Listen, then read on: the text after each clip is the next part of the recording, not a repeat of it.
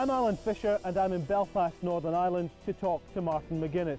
He was, in his own words, a senior figure in the Irish Republican Army, the IRA, a group committed to creating a united Ireland. Their goal was to drive Britain out of Northern Ireland, a six-county state created in the northeast of the island by partition more than 70 years ago. But from being a leading member of a group committed to armed struggle, Martin McGuinnes became one of the driving forces for peace through the political party Sinn Féin, always closely linked to the IRA. He was one of the party's leading tacticians, the man who drove through the political strategy which has now seen them share power in a devolved government with a party that at one point would have been considered their arch-enemy. What happened here was unique, a true political accommodation with neither side able to claim victory. So can the lessons learned here through all the violence and the subsequent peace process be transplanted elsewhere in the world? Can the template from Northern Ireland be used elsewhere, such as Palestine and Israel, Sri Lanka, Spain and the Basque Country, or even Iraq? Martin McGuinnes, thank you for talking to Al Jazeera. We're now several months into the Northern Ireland executive. It seems to be working. I think it has gone really well, and I think we've confounded our critics, particularly our political opponents within the equation, who had said in the run-in to all of this that Sinn Féin and the DUP would never reach agreement. And of course we have confounded them, and now that we're in government together, they're saying that it won't last, and I hope that we will continue to confound them. When you started out in this process, maybe this was what you saw as being perhaps the step into your ultimate dream of a united Ireland. But did you ever think it would take as long to get to this stage? Well, I mean, there has been political conflict and trouble on the island of Ireland for 800 years. And so in our lifetime, it's only really a dot on the map. Time passes, very, very quickly. And throughout the course of many, many centuries, we've seen an awful lot of turmoil and conflict, violence and death, a lot of injustice on the island of Ireland. We have now created a set of circumstances where we can say with considerable confidence that if we continue to move forward, that we will have cast all of that damage that has been done over the course of 8 centuries into the dustbin of history. And we do so without compromising our positions. I am an Irish Republican. I want to see a united Ireland. I believe we can now bring about a united Ireland by peaceful and democratic means. So my allegiance is to Ireland. Ian Paisley's allegiance is to what he calls the United Kingdom.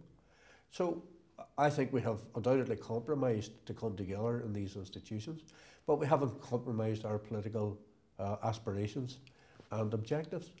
I certainly think that there are important lessons to learn, and one is that if you are to have any hope whatsoever of resolving conflict, there has to be an agreement all round that meaningful dialogue and negotiation has to take place with everyone. Ian Paisley famously said that he would never power share with Sinn Féin. Well, you yourself said that you thought freedom would only come to Ireland with the cutting edge of the IRA. What changed, Mr McGuinnes? What changed? What made the difference for you? Well, I mean, we had a military conflict which went on for a quarter of a century, in which a lot of British soldiers, members of the RUC, members of the IRA, innocent civilians who were caught up in conflict lost their lives. And I believe that there was a vicious cycle of injustice, discrimination, conflict, violence and death. And I think what changed it was the leadership of republicanism coming together and recognising that we were dealing with a British government, which if we had to wait for them to engage in a meaningful initiative to end all of that, we would be waiting a very, very long time. Things only changed in 1997 when Tony Blair became British Prime Minister. And it was clear that he recognised that if there was to be agreement and a way forward found on the island of Ireland, that Sinn Féin would have to be involved. And Tony Blair came to power, I think it was in May 1997. I led the first Sinn Féin delegation to South Africa with representatives of other parties. I think it was in June of 1997, where we met with chief negotiators from the African National Congress and from the Clerks Party, National Party. And a few months later, Sinn Féin joined the talks here at Parliament buildings and Castle, mostly in Castle buildings. And within a few months, we had achieved a remarkable breakthrough. Over the course of the last 10 years, you know, things have changed, and I really put it down to the biggest event of all, which essentially brought us to this point, and that was the decision by the IRA to call their ceasefire in the summer of 1994, which is now 13 years ago. I think that had a massive impact on the political situation, and I think that that decision has changed the politics and the security situation on the island of Ireland forever. When you went to South Africa, Nelson Mandela said to you, you don't make peace with your friends, you make peace with your enemies. Was that a significant moment for you? But he also said something else which was very, very important, that the most important constituency that you will negotiate with in the course of any peace process is your own. And I think that had a massive impact on everyone. And I think we in Sinn Féin learned that lesson probably better than anybody else who attended those discussions. But the fact that all of the parties went to South Africa, the fact that all of the parties opened themselves up to the influences which flowed from the contributions made by the likes of Cyril Ramaphosa, Rolf Meyer and Nelson Mandela, clearly showed that there was, at least at that stage, even though they were prepared to treat Sinn Féin in the way that they did treat us, that they recognised that we were all there together. Yes, there may have been all sorts of funny arrangements in terms of how we did the business, but that for the first time was a very clear indicator that unionists were recognising that the world was going to have to change. And yes, it may have taken, 10 years from 1997 through to the present day, but a lot of water has flowed under the bridge, and there have been an awful lot of very important developments in that period, arriving at a situation where we're now effectively in what I consider to be a stable government with unionist representatives, and hopefully building a better future for all of the people who live on this island. When you went to South Africa, did you see parallels between what had happened there and what could happen here? Well, I'm always very conscious that, there are only similarities in terms of the fact that there was conflict, that there was violence, that people were dying, they were losing their lives. But the situation in South Africa was different from the situation here. And the situation here is different from what is happening in Sri Lanka or what is happening in Iraq.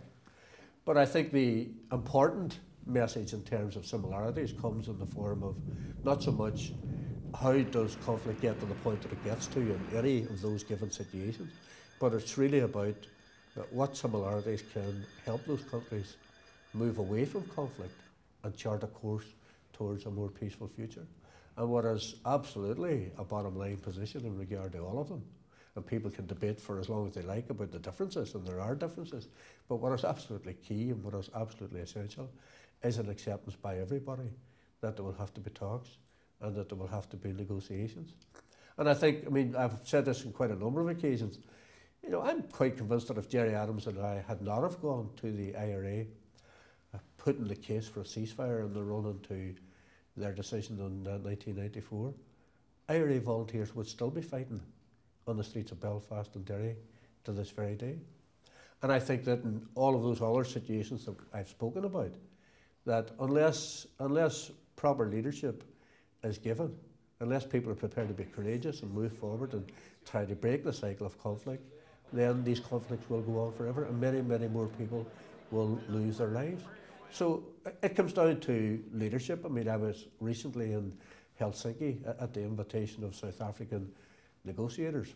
So when a call comes for us to relay our experiences to others, then if it helps resolve conflict, we will readily go and we will do that. So we went to Helsinki. We met with people who were from Iraq. There were Shias and Sunnis and a number of others. And there were many presentations given. When it came for me to give my presentation, I wrote one word on the blackboard, and that word was leadership.